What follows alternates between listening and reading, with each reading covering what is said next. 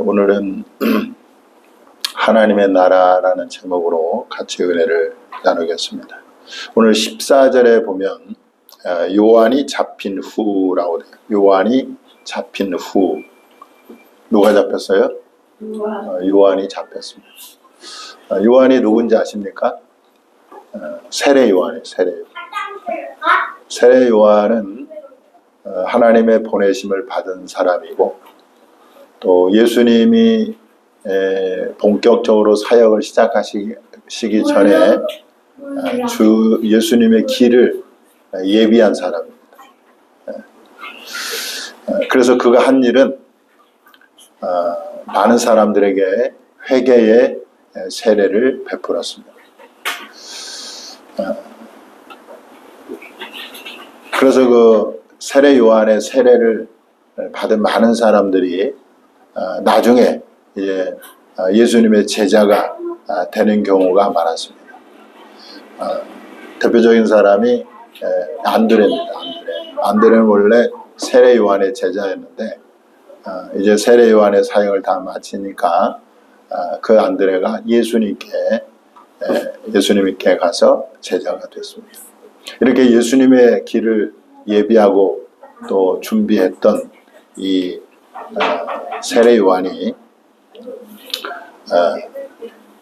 잡혔어요. 예수님은 세례 요한에 대해서 굉장히 크게 칭찬을 했었습니다. 마태복음 11장 11절에 보면 내가 진실로 너에게 말하노니 여자가 낳은 자 중에 세례 요한보다 큰 이가 일어남이 없도다. 그러니까 여러분, 뭐 구약 성경에 아브라함도 있고 또 다윗도 있고 또 이사야 선지자도 있는데 예수님은 세례 요한을 그 아브라함이나 다윗이나 뭐 이사야나 이런 사람보다 더 높였다는 거죠. 그만큼 이 세례 요한은 자신의 사명을 잘 감당했던 하나님의 사람으로서 자신의 그 사역을 충성되이 감당했던 그런 사람입니다. 그런데 이 요한이 어떻게 했어요? 잡혔단 말이에요. 끌려간 겁니다. 잡혀갔어. 그리고 어떻게 됐냐? 결국은 그 헤롯 왕에 의해서 목이 잘려 죽습니다. 마가복음 6장 27절에 보면 세례 요한의 목이 잘리는 말씀이 기록되어 있어요. 왕이 곧 시위병 하나를 보내어 요한의 머리를 가져오라 명하니 그 사람이 나가 옥에서 요한을 목베어. 결국 세례 요한은 하나님을 잘 섬기고 자신의 사명을 잘 감당했는데도 불구하고 결국은 잡혀서 죽게 되었다는 거예요.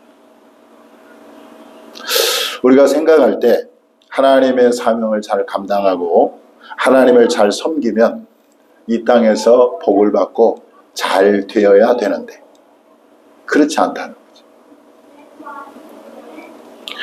여기서 깨닫는 것은 여러분, 하나님을 잘 믿고 섬기는 것이 꼭 이 땅에서 잘 되고 복을 받는 것이 아님을 알 수가 있어요. 교회를 잘 다니고 예수를 잘 믿는데 암병에 걸리기도 하고 교통사고 나서 그런 경우도 우리 주변에서 보지 않습니까? 초대교회 성도들도 봐도 그러죠. 그들 역시 예수님을 자기 목숨 바쳐 믿고 섬겼습니다. 그런데 그 하나님을 믿고 예수님을 따르는 그들에게 주어진 결과는 뭐냐? 박해였어, 박해. 그래서 초대교회의 첫 순교자가 스데반 집사잖아요.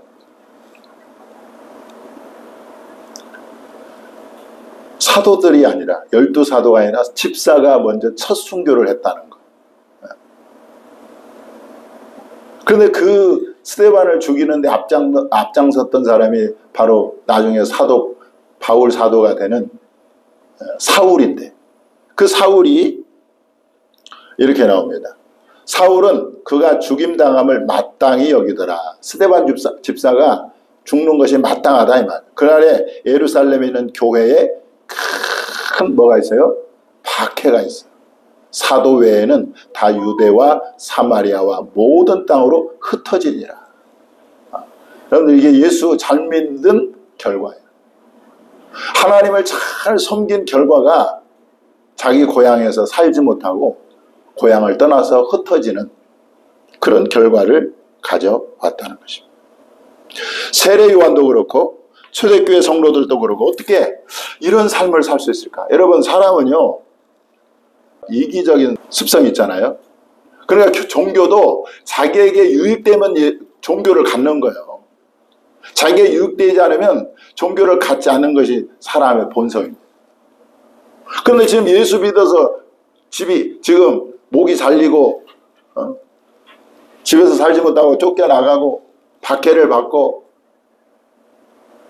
그런데도 그들은 어떻게 이렇게 이런 삶을 살 수 있었을까?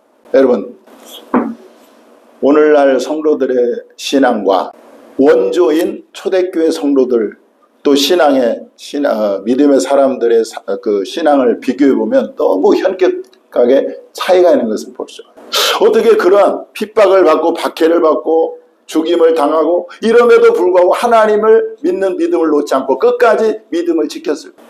이익이 된다고 하면은 하나님을 믿고 섬기는 그런 오늘날의 풍토 속에서 어떻게 그들은 핍박 속에서도 하나님을 붙들고 하나님을 믿을 수 있었을까? 우리는 생각해 볼 필요가 있죠. 그런데요, 이 초대교회 성도들이 주목한 것은 이 땅에서의 삶이 아니었다는 것입니다.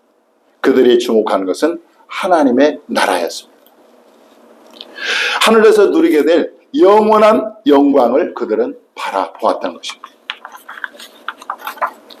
그래서 아까 잠깐 얘기했던 그 사도 바울이 회심한 후에 고린도후서 4장 18절에 이렇게 말합니다.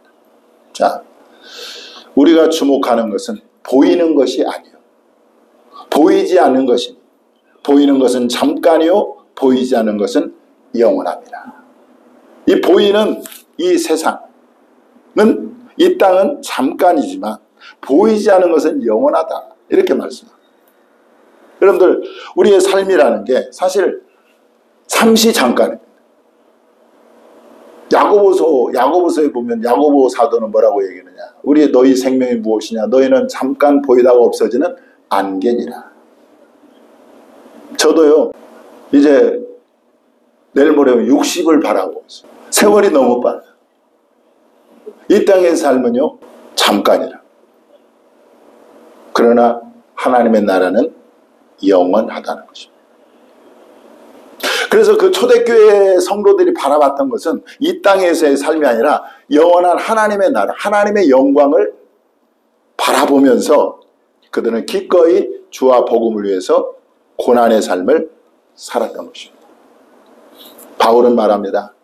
생각하건대 현재의 고난은 장차 우리에게 나타날 영광과 비교할 수 없도다. 그 영광을 그들은 봤어요. 하나님의 누리게 될 그 영광을 그들은 언뜻 봤단 말이야.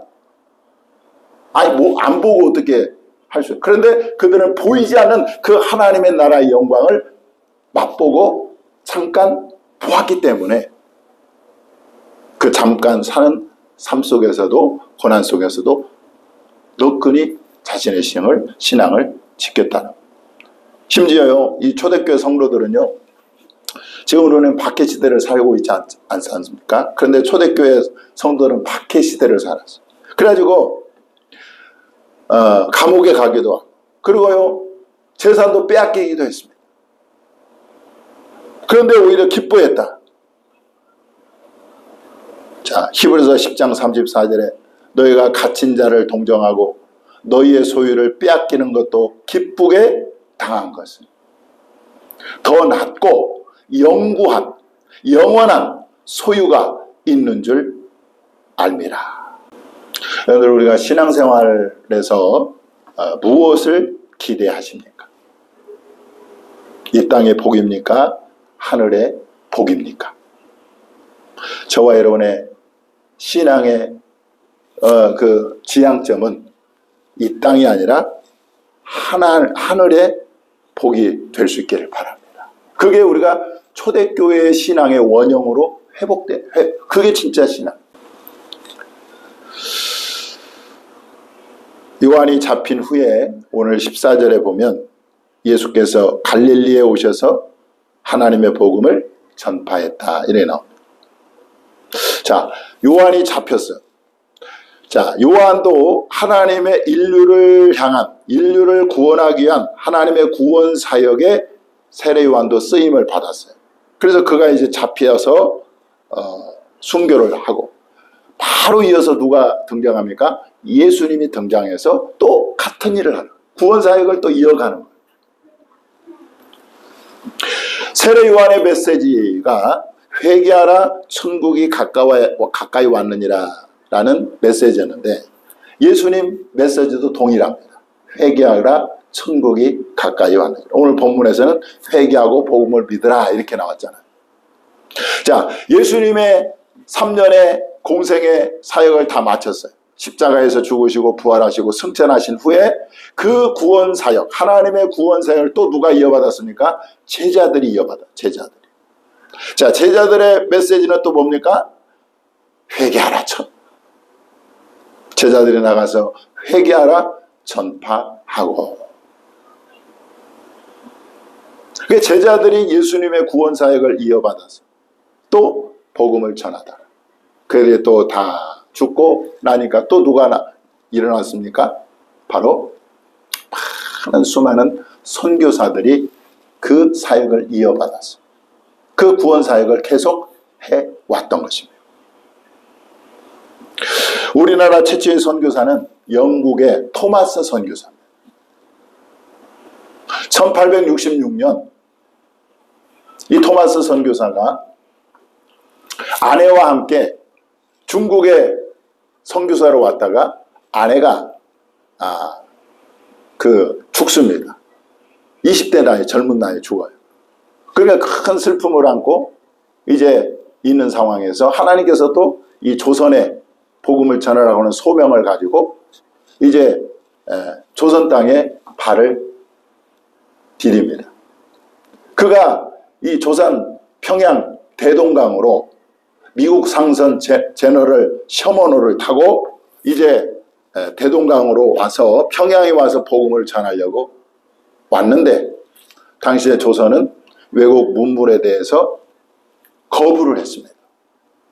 그래서 이 상선이 들어오니까 막 그 조선 수군들이 불화살을 쏘고 막 공격해내니까 그 배가, 상선이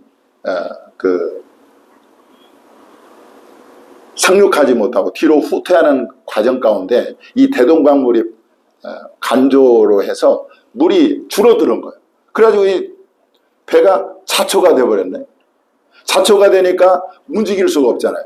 그러니까 이제 조선 수군들이 막 그 불도 던지고 막, 그러니까 배가 막 불이 탔어요. 그러니까 그 안에 탈고 있는 이 토마스 선교사를 비롯한 뱃사람들이 배에서 탈출을 했는데, 탈출하는 족족 이 조선 사람들의 칼로 죽이는 것입니다. 거기서 이 토마스 선교사도 순교를 당했는데, 그가 순교하면서 외친 말이 뭐냐? 야소라는 거예요. 야소가 뭔 말인지 알겠어요, 여러분? 그렇죠, 예수.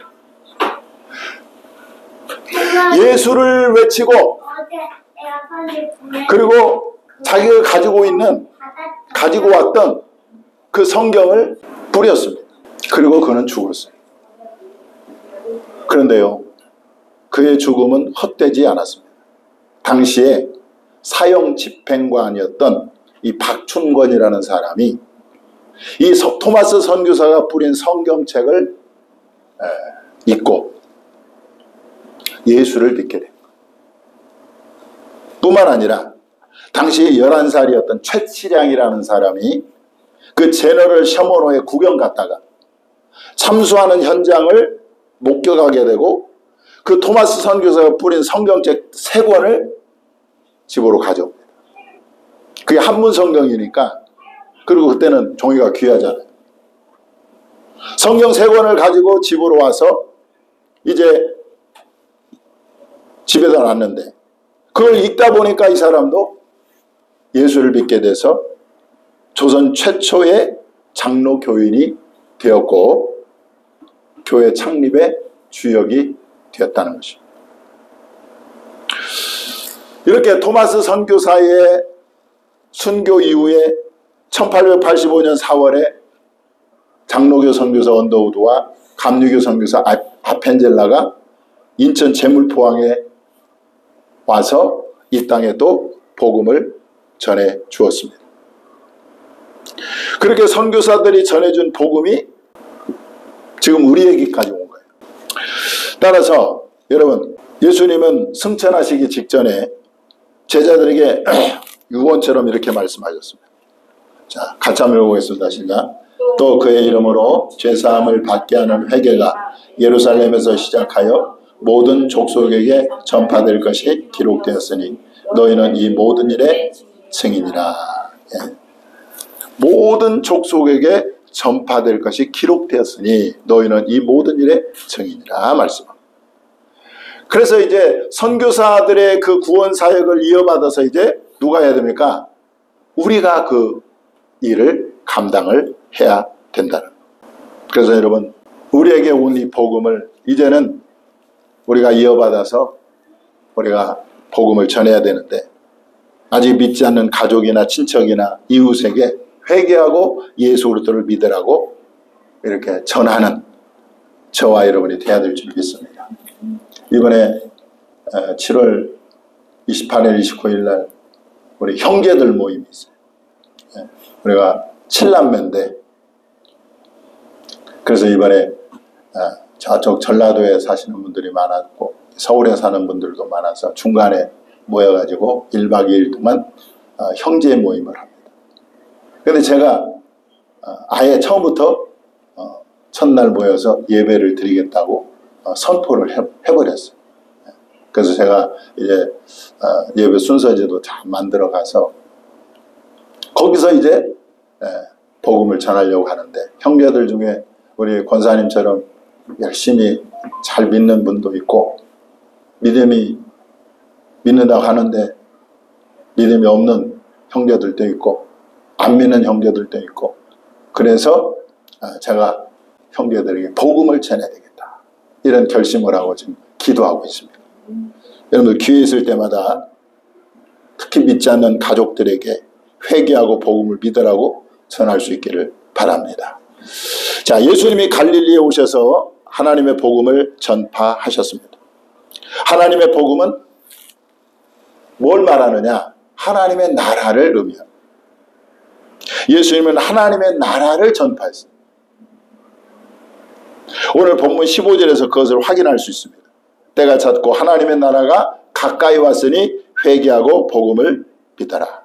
사도행전 사도 바울의 마지막 행적을 기록하고 있는 사도행전 28장에 보면 사도 바울이 전한 복음 역시 하나님의 나라였다는 거예요. 자, 사도행전 28장 30절 31절 같이 한번 읽겠습니다. 시작. 바울이 온 이태를 자기 셋집에 머물면서 자기에게 오는 다 영접하고 하나님의 나라를 전파하며 주 예수 그리스도에 관한 모든 것을 담대하게 거침없이 가르치더라. 이게 뭐가 자기에게 오는 사람을 다 영접하고 하나님의 나라를 전파했다. 여러분들 하나님의 복음과 반대되는 다른 복음이 있습니다. 그 복음이 무슨 복음이냐? 땅의 복음이에요. 땅의 복음. 땅의 복음은 이 땅에 포커스가 맞춰져 있어요. 그래서 땅의 복음은 이 땅에서 잘되고 땅의 복음은 이 땅에서 복을 받고 땅의 복음은 이 땅에서 형통하게 되는 것. 이게 땅의 복음. 이 땅의 복음을 전하는 설교가 사람들에게 인기가 있고 땅의 복음을 전하는 교회가 부흥됩니다. 그런데 여러분, 예수님이 정말 우리들에게 주시고자 하는 것은 이 땅의 복이 아니에요. 예수님이 성도들에게 주시고자 하는 것은 이 땅의 복이 아니라 하나님의 나라인 것입니다. 영원한 하나님의 나라의 영광을 우리에게 주시기를 원하셨다. 누가복음 12장 31절 32절 같이 한번 읽겠습니다. 시작. 다만 너희는 그의 나라를 구하라. 그리하면 이런 것들을 너에게 더하시리라. 적은 무리여 무서워 말라. 너희 아버지께서 그 나라를 너에게 주시기를 기뻐하시느니라. 너희 아버지께서 그 나라를 너희에게 주시기를 기뻐하시느니라. 하나님이, 예수님이 우리에게 정말 주시고자 하는 것은 이 땅의 나라가 아니라 하나님의 나라를 우리에게 주시기를 원하셨다. 여러분들, 하나님의 나라는요, 영광으로도 바꿔 부를 수 있어요. 자, 요한복음 17장 24절에 보니까 아버지여 내게 주신 자도 나 있는 곳에 나와 함께 있어 아버지께서 창세 전부터 나를 사랑하심으로 내게 주신 나의 영광을 그들로 보게 하시기를 원하옵나이다. 하나님의 나라의 그 영원한 영광을 우리에게 주시기를 원하시는 것이 예수 주님이 진짜 우리에게 주시고자 하는 거란. 그런데 여러분, 놀라운 사실은 이 땅에 살면서 이미 하나님의 나라의 영광을 누리는 사람들이 있었다는 것입니다.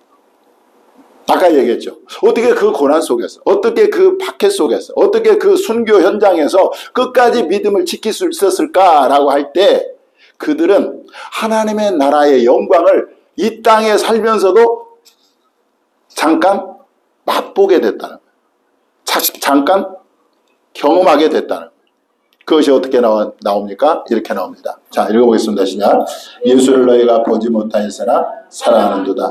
이제도 보지 못하나 믿고 말할 수 없는 영광스러운 즐거움으로 기뻐하니 믿음의 결국 곧 영혼의 구원을 받음이라. 여러분들, 여기 보니까 여기서 나오는 이 말할 수 없는 영광스러운 즐거움으로 기뻐했다. 이게 바로 하나님 나라의 영광을 잠깐 맛본 거예요. 말할 수 없는 영광스러운 그 즐거움으로 기뻐했다. 이것을 맛보니까요, 예수님 때문에 오는 고난, 박해, 그건 아무것도 아니고 그 나라에서 누리게 될 그 영원한 기쁨을 그들은 여기 이 땅에서 맛보았던 거예요. 그래서 여러분, 우리도 그들도 맛보았다면 우리도 맛볼 수 있는 것입니다. 저는 여러분들에게, 저도 마찬가지, 이 말할 수 없는 영광스러운 즐거움, 말할 수 없는 영광스러운 그 기쁨을 맛볼 수 있기를 바랍니다. 그러면은요, 교회 나오라고 닥달하고 주일 성수하라고 그럴 필요가 없어요. 그는 오로지 전심을 다해서 하나님의 영광과 하나님의 이름과 하나님의 복음을 위해서 자기 인생을 다 들여버리는 것입니다. 왜냐하면 내가 가게 될 그 영원한 하나님의 나라를, 그 영광을 이 땅에서 약간 맛봤는데, 그래서 자기의 삶을 다 거기다 던져버리는, 이게 초대교회 성도들이 보여준 모습인 거예요. 근데 지금 오늘날 우리 신앙생활에 보면 이런 게 없어요. 아까도 얘기했지만 다 땅의 복음에 묶여 있어요. 어떻게 하면 이 땅에서 복을 받고, 어떻게 하면 세상에 잘 살고, 어떻게 하면 형통하고, 여기에 땅의 복음이 지금 편만하게 전하다 보니까 진짜, 근데 이 땅의 복음은 사실요 잠깐이잖아요. 우리가 70년 80년 살고 신속히 가니 우리가 날아가고 잠깐인데, 우리는 이 잠깐 사는 이 세상에 올인합니다. 철로역정 저자 존 번연은 이런 말을 했습니다. 하나님께서 가벼이 보시는 이 세상이 사람들에게 가치 있는 것으로 간주된다면 하나님께서 추천하시는 하늘나라는 얼마나 더 가치가 있겠습니까? 이렇게. 여러분, 하나님의 나라는 그냥 주어지는 게 아니에요. 그 하나님의 나라를 얻기 위해서 힘쓰는 자에게 하나님은 하나님의 나라를 허락하십니다. 예수님은 그랬어요. 천국은 침노하는 자의 것이라. 땅의 것을 사랑하고 땅의 것을 귀중하게 여기는 사람에게는 하나님 나라를 허락하지 않습니다. 하나님의 나라, 그 영광을 귀하게 여기고 그 하나님 나라를 얻기 위해서 힘쓰고 애쓰는 사람, 그 천국의 하나님의 나라에 들어가기 위해서 힘써 애쓰는 사람에게 하나님은 하나님의 나라를 허락하십니다. 여러분들 하나님의 나라를 쉽게 생각하지 마십시오. 우리는요, 우리의 전 인생을 걸고 그 하나님의 나라를 구할 가치가 있어요. 할렐루야. 그 하나님이, 예수님이 정말 우리에게 주고 싶은 것은 잠시 있다가 없어질 이 땅의 복이 아니라 그 영원한 하나님의 나라 영광을 우리에게 주시기 위해서 이 땅에 오셨다는. 그래서 그 하나님의 나라를 얻기 위해서 우리가 어떻게 해야 되느냐. 오늘 본문에 예수님 뭐라고 말씀하고 있습니까? 회개하고 복음을 믿어라. 회개하고 복음을 믿어라 말씀합니다. 자, 여기 보면 하나님의 나라가 가까이 왔으니 회개하고 복음을 믿어라. 복음이 예수 그리스도. 회개하고 복음을 믿어라 그랬는데, 회개하는 것도 내가 하는 것이고 복음을 믿는 것도 내가 하는 것처럼 보여요. 우리가 하는 것처럼 보여요. 그죠? 내가 회개하면 되고 내가 믿으면 되고 이렇게 보여. 지금 말씀을 겉으로 보면. 그런데요, 여러분, 회개도 하나님이 우리를 회개케 해야 되는 거예요. 믿음도 하나님이 나에게 주셔야 돼요. 자, 사도행전 5장 31절 같이 읽습니다. 시작. 이스라엘에게 회개함과 죄사함을 주시려고 그를 오른손으로 높이사 임금과 구주로 삼으셨나이다. 여기 보니까 회개함과 죄사함을 주시려고. 주려고 하면 사람이 주는 거고, 주시려, 시자가 들어가면 이거 하나님이 주시려. 회개함과 죄사함을 누가 주셔요? 하나님이 주시라. 내가 회개하는 게 아니에요. 하나님은 구원받을 자에게 회개함을 주십니다. 회개를 보내세요. 회개함을 주시잖아요. 하나님이 나에게 회개의 영을 부어주시잖아요. 그러면 그때부터 내 죄가 그때부터 깨달아지는 거예요. 내가 얼마나 악하고 얼마나 죄인인지를 알게 되는 거예요. 그리고 내가 나는 멸망할 수밖에 없구나라는 것을 깨닫게 되는 것입니다. 그리고 필사적으로 하나님께 긍휼을 구하는 사람이 되고, 그게 진짜 회개하는 거예요. 그렇게 하나님의 회개를 받아서, 여기도 보세요. 거역하는 자를 온유함으로 훈계할지니 혹 하나님이 그들에게 뭘 주사? 회개함을 주사 진리를 알게 하실까 하며. 그렇게 회개하는 사람에게 하나님은 구원 얻을 만한 믿음을 주세요. 믿음도 내가 가는 게 아니에요. 하나님이 구원 얻을 만한 믿음을 주시는 거예요. 그렇다면 여러분 보세요. 우리가 구원받는 거, 하나님 나라에 들어가는 거 회개하고 믿어야 되는데, 이것이 내게 있지 않다면, 오로지 하나님의 손에 달려있다면 우리는 어떻게 해야 될까? 하나님께 나가서 하나님 나에게 회개함을 주시고 나에게 구원하는 믿음을 주옵소서. 기도해야 돼요. 구하라 그러면 주실 것이요, 찾으라 그러면 찾아낼 것이요, 문을 두드리라 그러면 열릴 것이요, 구하는 이가 받을 것이요, 찾는 이가 찾아낼 것이요, 두드리는 이에게 열릴 것이니라. 주님 말씀. 여러분, 이 말할 수 없는 영광스러운 즐거움으로 기뻐한 경험이 여러분들에게 있습니까? 그게 하나님의 영광을 잠깐 이 땅에서 맛보는 건데, 저나 여러분이나 그 기쁨을 맛보기를 바랍니다. 그리고 그 하나님의 나라를 내가 얻기 위해서 주님 나에게 회개함을 주시고 구원하는 믿음을 주옵소서. 자, 여기도 보세요. 예수 그리스도의 종이며 사도인 시몬 베드로는 우리 하나님과 구주 예수 그리스도의 의를 힘입어 동일하게 보배로운 믿음을 우리와 함께 받은 자들에게 편지하라. 여기 보니까 보배로운 믿음을 우리와 함께 받은 자들에게, 하나님으로부터 보배로운 믿음을 받은 자들에게 편지한다. 이렇게 나옵니다. 그러니까 내가 믿는 믿음은 그건 구원 얻는 믿음이 아니야.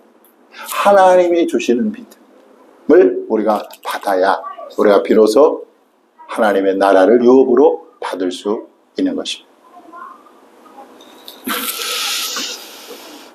말씀을 정리하겠습니다. 여러분, 저와 여러분은 세 가지를 구하시기 바랍니다. 첫째는 하나님의 나라를 구하십시오. 하나님의 나라를 구하십시오. 그리고 회개를 구하십시오. 그리고 믿음을 구하십시오.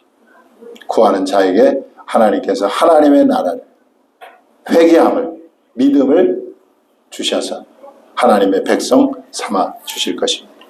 기도하겠습니다.